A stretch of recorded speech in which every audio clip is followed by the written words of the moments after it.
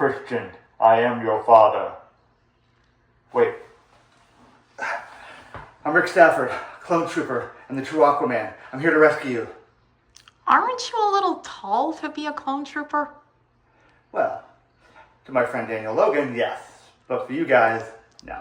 Hi guys, Rick Stafford again, true Aquaman. Welcome to Aquaman Adventures. Today we're doing something a little bit different.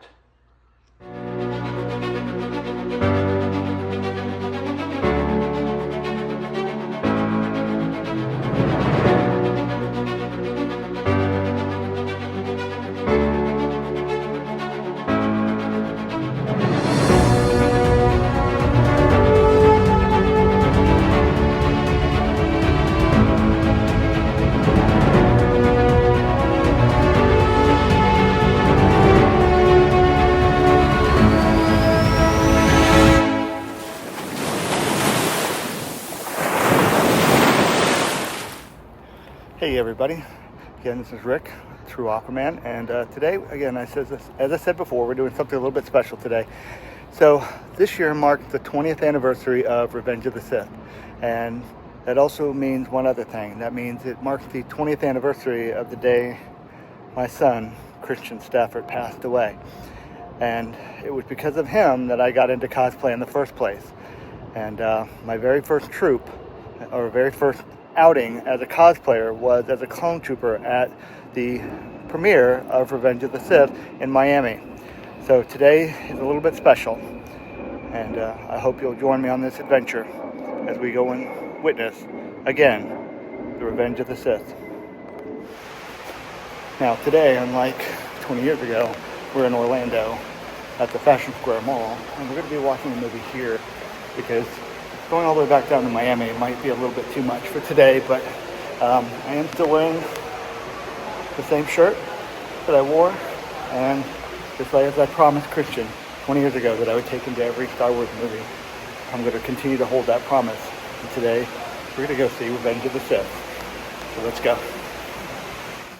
All right, well, we're in the theater, and right now, it looks like Jacqueline, say hi, Jacqueline. Nice. And I have the whole theater to ourselves, which could be cool, I guess. And just like 20 years ago, I brought my clone helmet, which was literally finished days before the premiere. So this is where Christian's going to hang out with me. We're going to sit him here, and we're going to watch the movie together. So, all right, guys, here we go. Star Wars, Star Wars, Star Wars, Star Wars. Hello everyone, I'm Hayden Christensen, and it's my absolute pleasure to welcome you all to this very special screening celebrating the 20th anniversary of Star Wars Revenge of the Sith. I hope you all enjoy watching Anakin's journey to the dark side and watching Ewan and I battle it out on the big screen. So now let's get to the movie, because this is where the fun begins. Thank you, and may the Force be with you.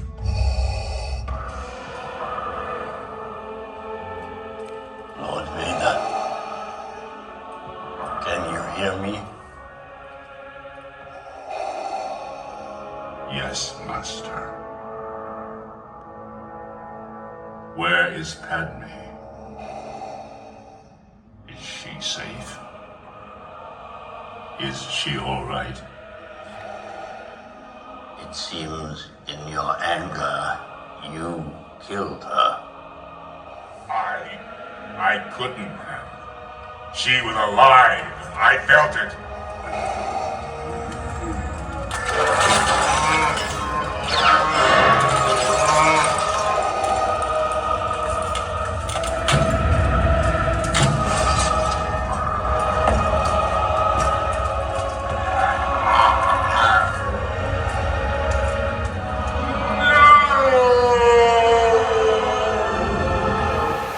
What makes this video special is the fact that it's actually about, it all ultimately comes down to this guy here.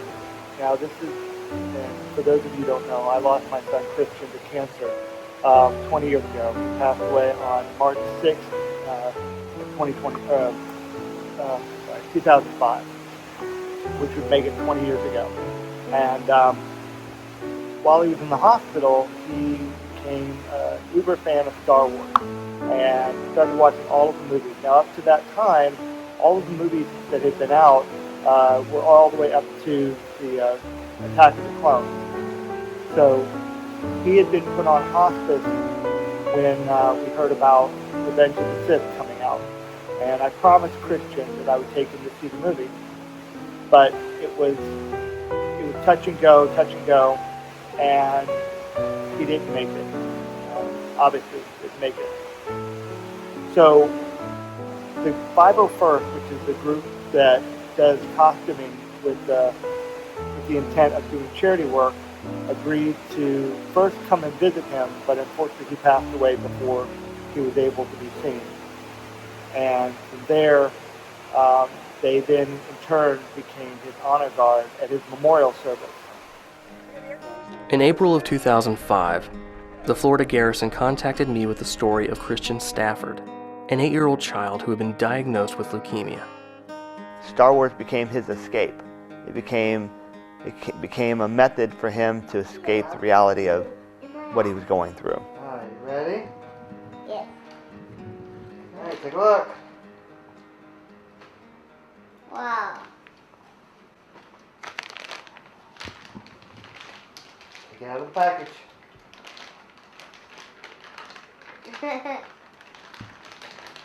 Whoa. This really feels like... You know what this feels like? What's it feel like? It feels like it's real. It feels like it's metal. It is. All right, turn it on. My name is Rick Stafford. I come from Orlando, Florida. I'm a dive master for Walt Disney World. I've got 2 master's degrees.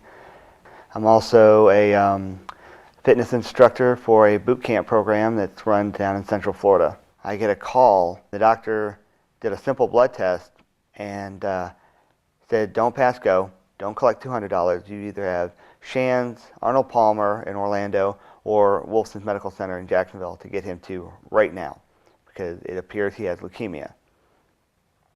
Christian is my clone. And the one thing in my world, the one person in my world who looked up to me at all the time. You be a skydiver like your daddy? You skydive like daddy? Could die. Cold. You cold? Why are you cold? Because I took a bath. Took a bath. You all clean? Hold on, let's see. Squeaky, squeaky, squeaky. Good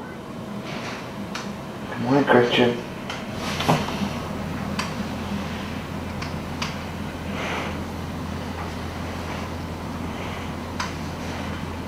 I love you. You scared? No. No. Okay, today is Sunday, the 29th, day plus 19 of the transplant. And today, for the first time, Christian is eating popcorn. Yum, yum, yum, yum, yum, yum, yum, yum. How's that popcorn? Good.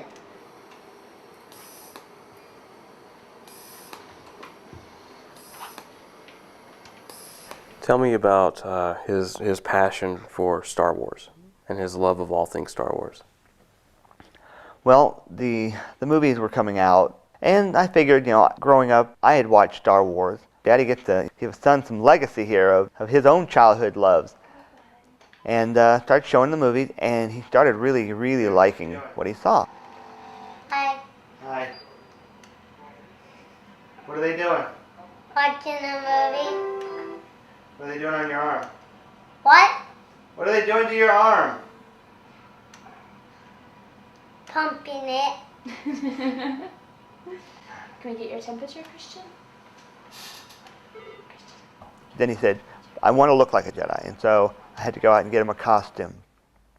And so I got him the costume, and he would sit in the bed, dressed up as a little Jedi. Had the little thing coming down the side, and he had a little robe. And so if he ever had to leave the room or walk around in the halls, he'd put his cloak on, put the hood up, just walk around with his little IV pole.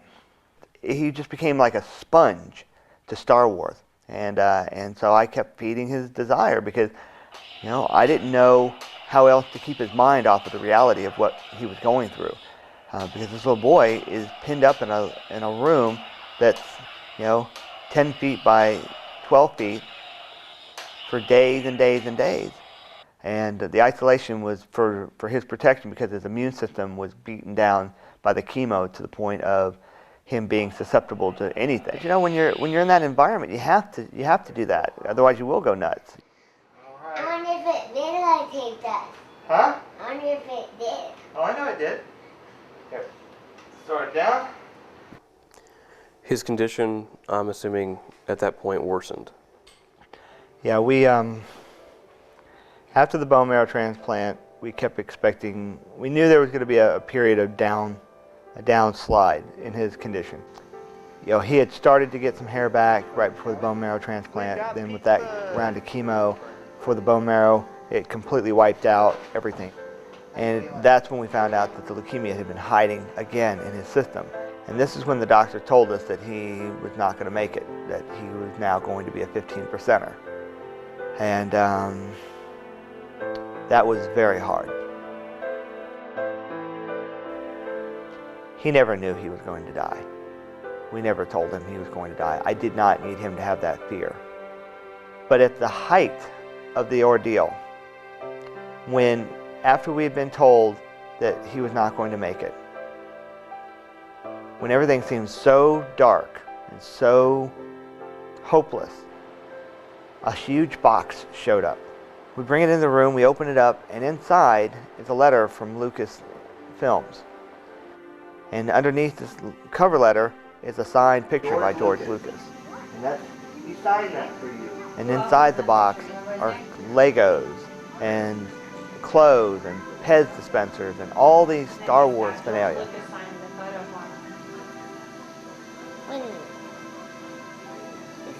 It's his head.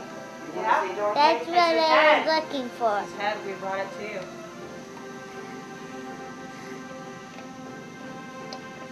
Cool, huh?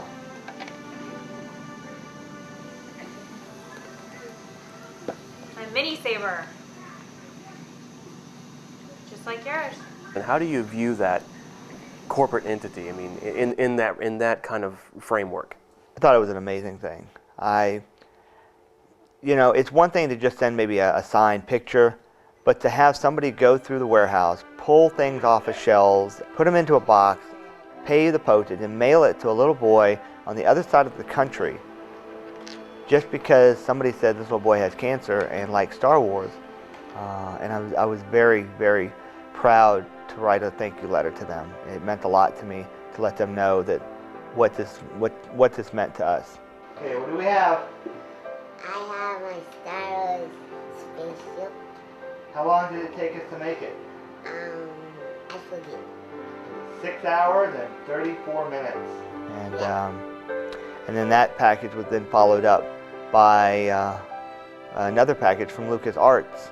So Christian was never in short supply of things to do or games to play. Daddy, you gotta see this. I first got in contact with the 501st by accident. My goal was to bring Christian down to MGM Studios, where they were holding Star Wars weekends every year. But every weekend he was sick, and therefore we were at the hospital, so we never got the chance to go. There you go.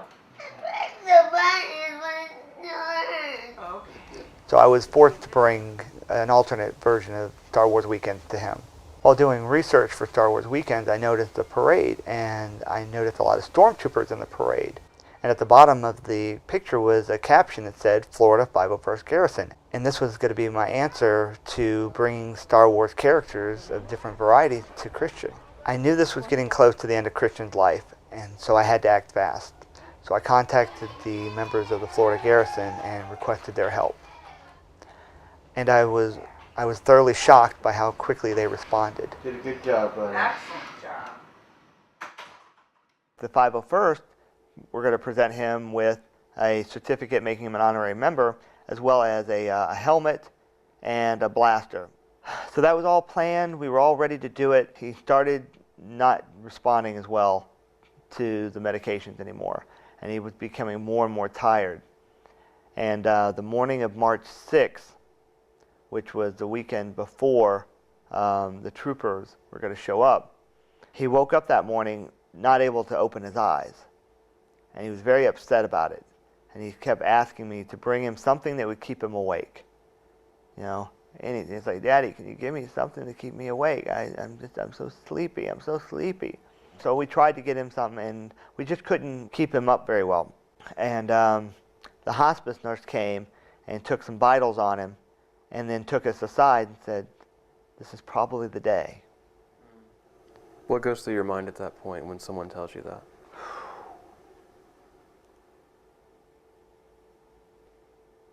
You know, I often talk about how he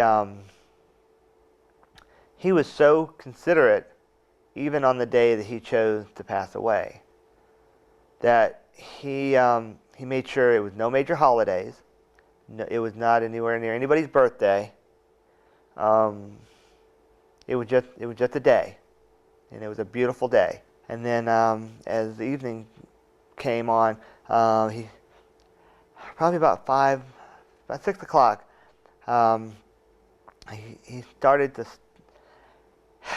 he started crying out a lot, talking about things that weren't there. You know, he cries out, "You know, I want to live forever." And you know, and now you know that all you can do now is pacify him, and just be there. And he, you know, and he would cry out, and you were hoping that he could still hear you, and then he had stopped talking altogether, and it was just a matter of time now, and it became very hard because all you could do was watch the clock. So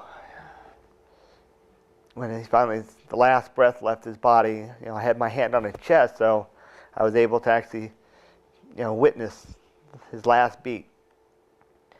And you know, that was hard. That. If there's ever a hard moment in anybody's life, that was it. No, and yeah, and that's something I often say. A parent should not have a birth and a death certificate in the same envelope. It's not in the nature of our being.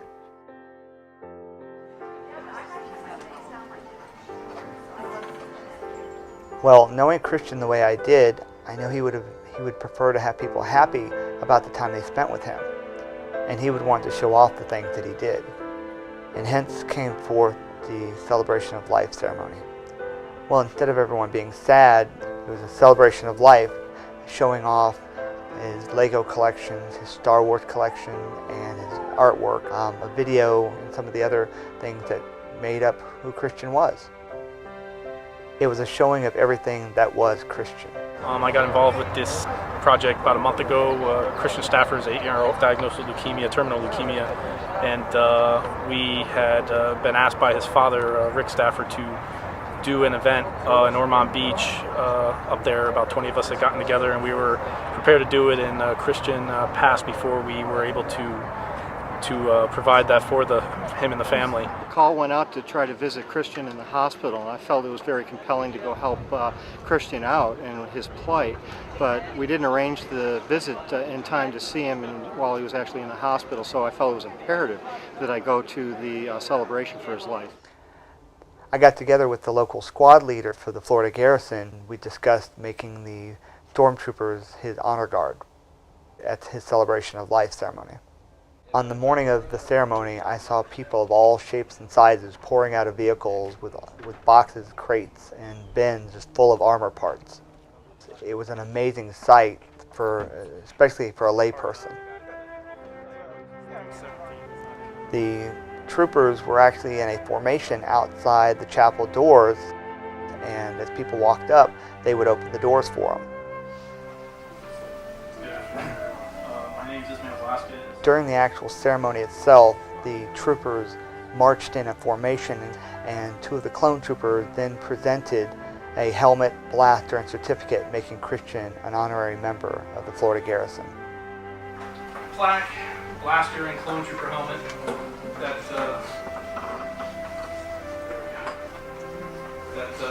we came up with. And from here on in, Christian will always be a member of the 501st Legion and also the Rebel Legion.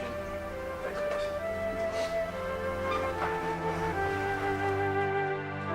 My name is Chris Delspina, TC number 7100. I come from Coral Springs, Florida, about 2.5 hours away. I came to pay my respects to Christian Stafford and his family.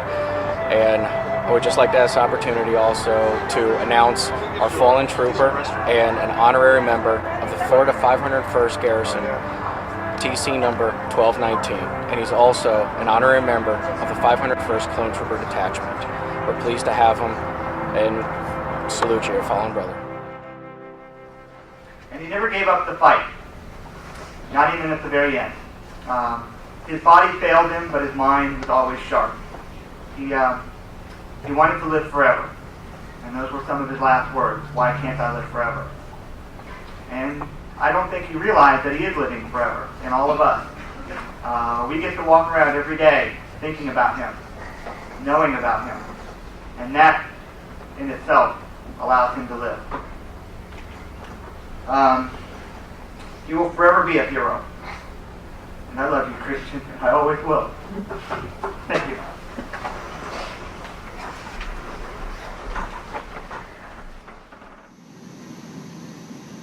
How do you feel? Happy. Feel good? Happy good. Happy good, happy.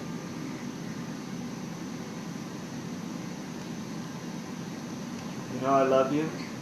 I love you. Very much.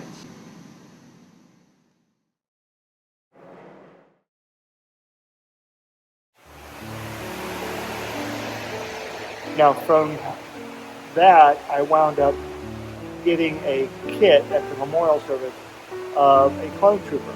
And this helmet here was part of that kit. And I was asked by the local 501st, the Kazi Squad, to complete the kit on my own for the most part and meet them in Miami for the opening night of Revenge of the Sith. Well, I wasn't a costumer then. I wasn't into cosplay. I didn't know anything about that world.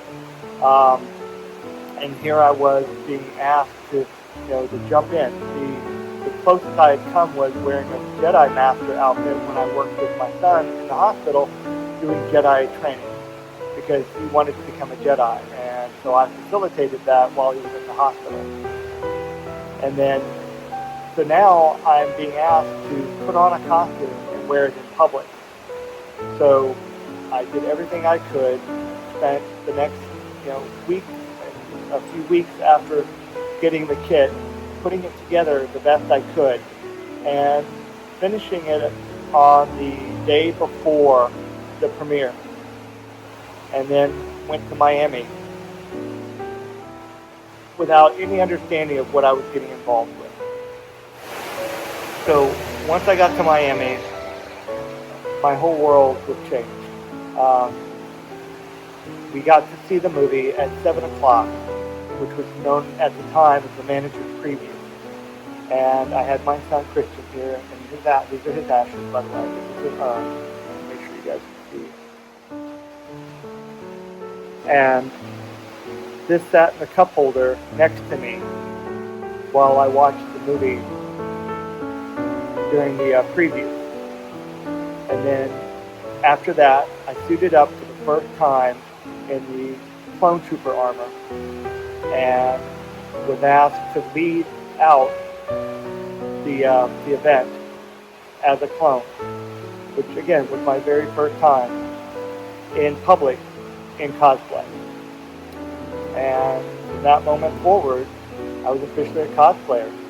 So this premiere and this anniversary holds a very deep appreciation for me for what my life has become now, and even with this channel. So thank you all for watching. If you would please like, subscribe.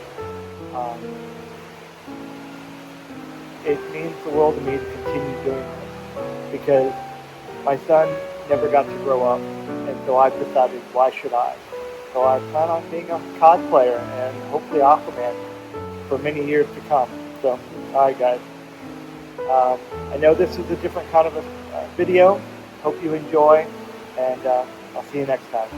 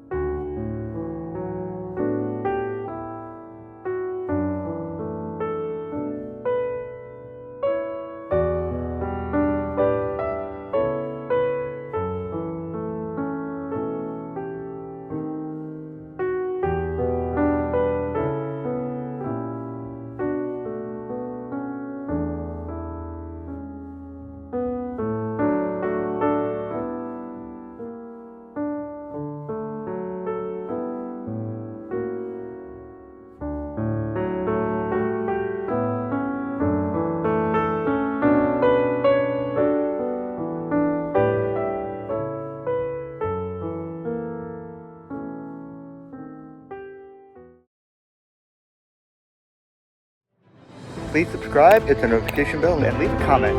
Thank you so much.